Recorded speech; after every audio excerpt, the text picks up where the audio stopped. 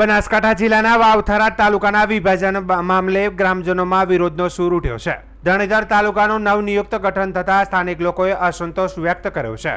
સરદારપુરા અને ગોલગામ ગામના ગ્રામજનો દ્વારા થરાદ પ્રાંત કચેરી ખાતે આવેદનપત્ર આપવામાં આવ્યું હતું। તેમાં માંગ કરવામાં આવી છે કે નવનિયુક્ત ધણીધર તાલુકામાં જોડવાના બદલે ગામોને વાવ તાલુકામાં યથાવત રાખવામાં આવે। ગ્રામજનોએ દલીલ કરી છે કે શૈક્ષણિક, આરોગ્ય તેમજ અંતરની દ્રષ્ટિએ વાવ તાલુકો વધુ નજીક છે, તેથી ગ્રામજનોને સુવિધા અને વિકાસ માટે ધણીધર તાલુકા કરતા વાવ તાલુકા હેઠળ જ રાખવું વધુ યોગ્ય રહેશે। આ આવેદનપત્ર મોટી સંખ્યામાં ગ્રામજનો ભેગા મળીને આપ્યું હતું, જેના કારણે ધણીધર તાલુકાનું ગઠન મુદ્દે હવે ચર્ચા અને વિરોધ વધુ તેજ બનવાની શક્યતા છે। થરાદ પ્રાંત ઓફિસ ખાતે અમે ધીમા ધણીધર નવો તાલુકો બન્યો, તેમાં અમારો સરદારપુરા ગામનો સમાવેશ થયેલ છે। અમારો મૂળ તાલુકો વાવ હતો। અમારે વાવ આવી વાવ 6 કિલોમીટર અને ઢીમા 18 કિલોમીટર જેટલું અંતર થાય છે। અમારે વાહન વ્યવહાર, આરોગ્ય અને શિક્ષણની સુવિધા પણ વાવ સાથે સંકળાયેલ છે, જેથી અમે આપ સાહેબશ્રીને આવેદનપત્ર આપીએ છીએ કે અમને વાવ સાથે સામેલ રાખે। આ માટે અમારે આંદોલન, રસ્તા જે કોઈ પણ કાર્યવાહી કરવી પડે તો અમે સરદારપુરા ગામના લોકો મજબૂત બનીને આ કાર્ય માટે અમે સક્ષમ છીએ। માટે અમને વાવ તાલુકા માટે કાયમી ધોરણે વાવ તાલુકાના અમે સમાવેશ રાખે તેવી અમારે સાહેબશ્રીને વિનંતી છે। શું નામ?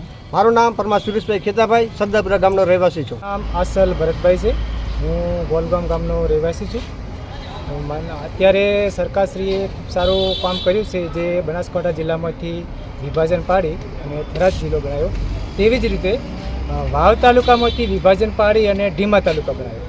ખૂબ સારી બાબત છે, પરંતુ આ ઢીમા તાલુકાની અંદર 44 ગામનો સમાવેશ કરવામાં આવ્યો છે, જેમાં અમારું ગામ ગોલગામનો પણ સમાવેશ કરવામાં આવ્યો છે।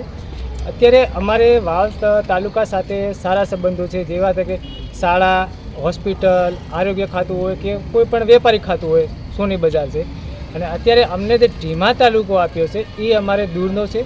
ત્યાં ઢીમા અવર જવર માટે અમારી પાસે કોઈ પાકા રસ્તા નથી, અને ઢીમાથી ગોલગામ વર્ષોથી પૂર આવે છે, 2-3 વખતથી પૂર આવી ગયું છે।